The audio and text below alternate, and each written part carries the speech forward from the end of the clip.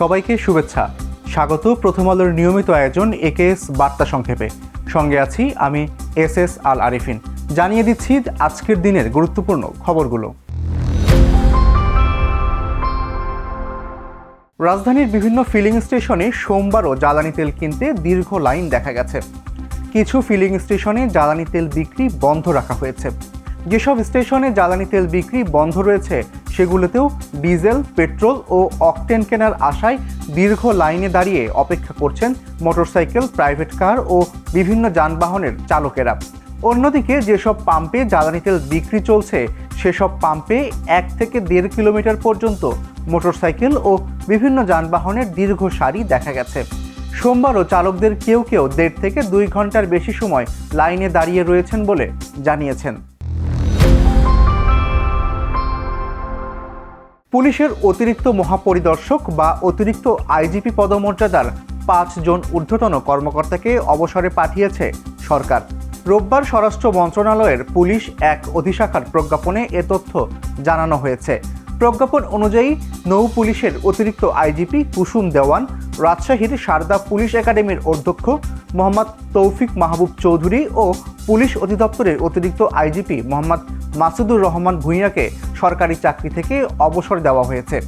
এছাড়া স্বরাষ্ট্র মন্ত্রণালয়ের বিশেষ ভারপ্রাপ্ত কর্মকর্তা হিসেবে থাকা পুলিশ অধিদপ্তরের অতিরিক্ত আইজিপি আবু হাসান মোহাম্মদ তারিক এবং একই মন্ত্রণালয়ের ওএসডি থাকা মোহাম্মদ আব্দুল আলিম মাহমুদকে অবসর প্রদান করা হয়েছে।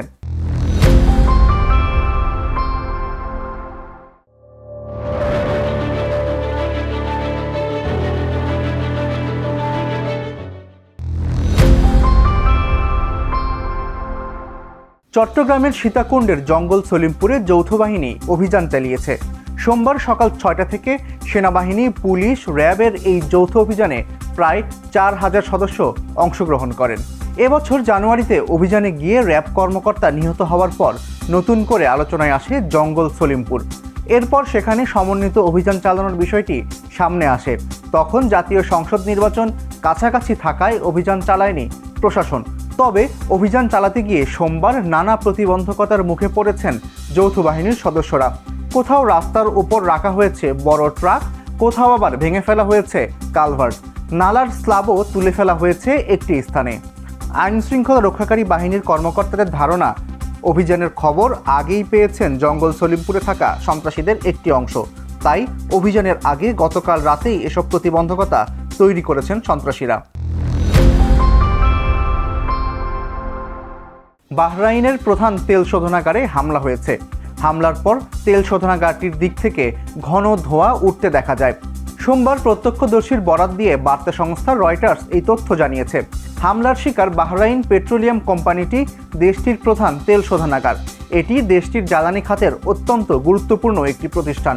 হামলার পরে কোম্পানিটির পক্ষ থেকে বলা হয়েছে পরিস্থিতি নিয়ন্ত্রণের বাইরে, তাই তারা চুক্তি অনুযায়ী তেল সরবরাহের বাধ্যবাধকতা পূরণ করতে পারছে না। এদিকে রোববার সৌদি আরবের আল খার্জ এলাকার একটি কম্পাউন্ডের আবাসিক ভবনে ক্ষেপণাস্ত্র হামলায় এক বাংলাদেশি নিহত হয়েছেন। নিহত ব্যক্তির নাম মোশাররফ হোসেন। তিনি টাঙ্গাইলের সখীপুর উপজেলার বাসিন্দা। বাংলাদেশ সময় রাত 9টার দিকে আবাসিক ভবনটিতে এ হামলা হয় বলে জানিয়েছে সৌদি আরবের সিভিল ডিফেন্স এজেন্সি।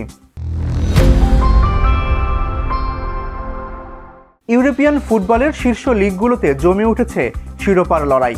লা লিগা ও প্রিমিয়ার লিগে বার্সেলোনা ও আর্সেনাল নিজেদের আধিপত্য ধরে রাখলেও ফরাসি লিগ আতে পিএসজির হার সমীকরণকে করে তুলেছে আরও রহস্যময়।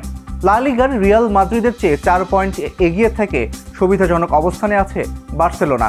27 ম্যাচের বার্সার পয়েন্ট এখন 67, বিপরীতে রিয়ালের সংগ্রহ 63। এদিকে প্রিমিয়ার লিগে 1 ম্যাচ বেশি খেললেও নিকটতম প্রতিদ্বন্দ্বী ম্যানচেস্টার সিটির চেয়ে 7 পয়েন্টে এগিয়ে থেকে শিরোপার লাগাম নিজেদের হাতে রেখেছে আর্সেনাল। 30 ম্যাচে গানারদের পয়েন্ট এখন 67।